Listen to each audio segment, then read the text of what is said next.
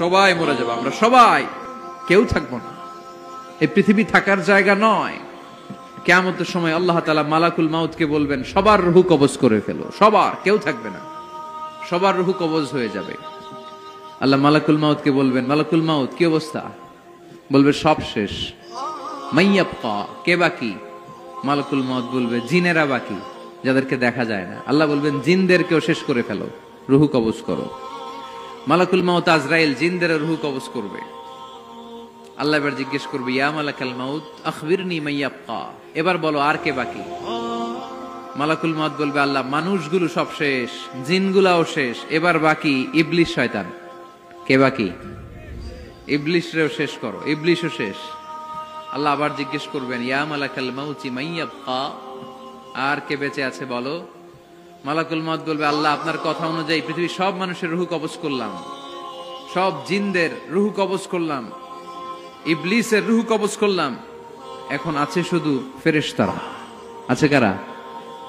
যাও ফেরেশতাদের রূহ কবজ করো, ফেরেশতাদের রূহ কবজ হয়ে যাবে। এবার আল্লাহ জিজ্ঞেস করবেন, ইয়া মালাকাল মাউত আখবিরনি মাইয়াবকা।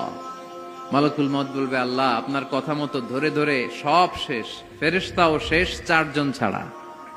কয়জন ছাড়া? জোরে বলেন, কয়জন ছাড়া? ইসরাফিল, জিব্রাইল, মিকাইল, আজরাইল। আল্লাহ এই 4 জন আমরা বাকি। আল্লাহ বলবে, যাও ইযহাব ইনতালিক ইলা জিবরিল ওয়াকবাদ রূহা, জিব্রাইলের রূহ কবজ করো। ইযহাব ইলা ইসরাফিল ওয়াকবাদ রূহা, ইসরাফিলের রূহ কবজ করো। ইযহাব ইলা মিকাইল ওয়াকবাদ রূহা, রূহ কবজ করো। ওই 3 ফেরেশতাও শেষ। এবার আল্লাহ তাআলা জিজ্ঞেস করবেন, ইয়া মালাকাল মাউত আখবিরনি মাইয়াবকা, হে মালাকুল মাউত আর কে বাকি আছে বলো।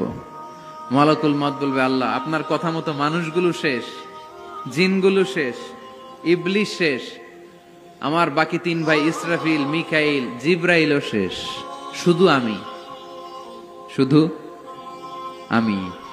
আল্লাহ বলবেন, কেউ নাই? মালাকুল মাউত বলবে, না আল্লাহ কেউ নাই। এবার আল্লাহ তাআলা বলবেন, মালাকুল মাউত তুমি তো সবাই রে মারছো, এবার তুমি মরো,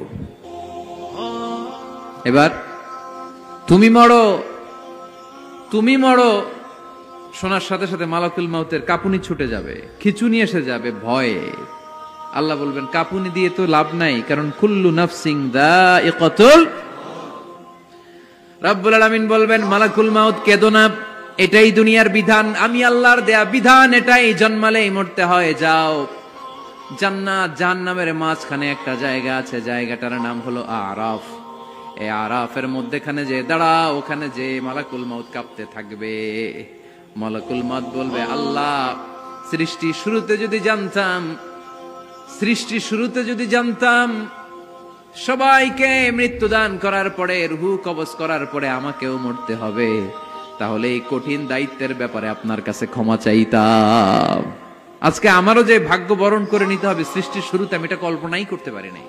আল্লাহ বলবেন, নো টক, মুত, ইয়া মালাকাল মাউত, মর, মরে যা, মুত, মরে যাও।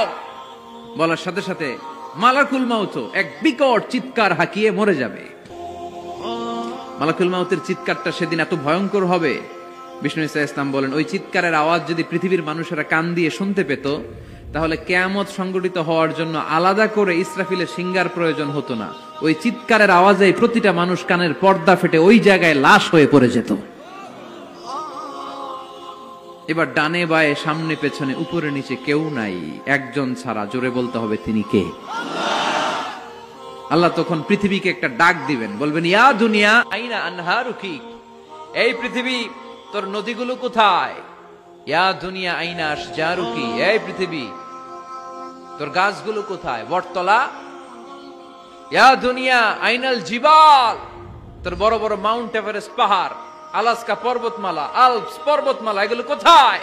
তুর পাহাড় আজকে কোথায়? ইয়া দুনিয়া আইনাল মুলুক, রাজা বাদশারা কোথায়, যারা ক্ষমতার দাপটে পা জমিনে ফেলতে চাইতো না? আইনাল জাবাবেরা, অত্যাচারী স্বৈরা শাসকগুলো আজকে কোথায়? কোথায় আজকে? কোনো আওয়াজ নাই। আল্লাহ তখন হুঙ্কার দিয়ে বলবেন, লিমানিল মুলকুল ইয়াউম, who belongs the kingdom today? আল্লাহ চিৎকার দিয়ে বলবেন আজকে ক্ষমতা কার? আওয়াজ করে বলেন সেদিন ক্ষমতা কার? আল্লাহ সেদিন প্রশ্ন করে নিজেই নিজের প্রশ্নের উত্তর দিবেন, লিমানিল মুলকুল ইয়াউমা লিল্লাহিল ওয়াহিদিল কাহ্হার। সেদিন ক্ষমতা দুনিয়ার কোন রাজার নাই, কোন বাদশার নাই, কোন স্বৈর শাসকের নাই, কোন সুলতানের নাই, কারো নাই। সেদিন ক্ষমতা চলবে একজনের, তিনি কে? তার নাম হচ্ছে রহমান। তার নাম কি? আরো জোরে বলেন কি নাম? এজন্য রহমান কারে বলে আজকে চিনতে পারছেন? তার দয়ার শেষ আছে? তার ক্ষমতার কোন কুল কিনারা আছে? তার ধন ভান্ডারে কোনো কমতি আছে?